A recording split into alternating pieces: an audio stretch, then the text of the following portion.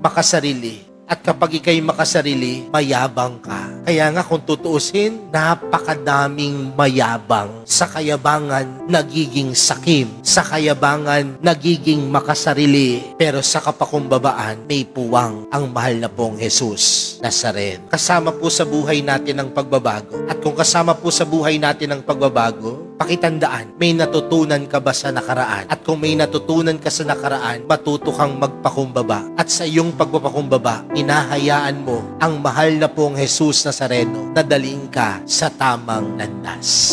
Mga kapatid, kung gusto natin ng pagbabago, matuto. Kung gusto natin ng pagbabago, magpakumbaba. Kung gusto natin ng tunay na pagbabago, hayaan mo ang Diyos. Hayaan mo ang mahal na pong Jesus Nazareno na kumilos sa iyong buhay. Dahil alam natin mga kapatid, walang hinahangad na masama ang Diyos. Higit sa lahat, walang hinahangad na masama ang mahal na pong Jesus Nazareno para sa atin. Yan po ang ipanalangin natin sa Kanya. Yan po ang ilapit natin sa mahal na pong Jesus Nazareno na patuloy niya tayong gabayan sa tamang landas.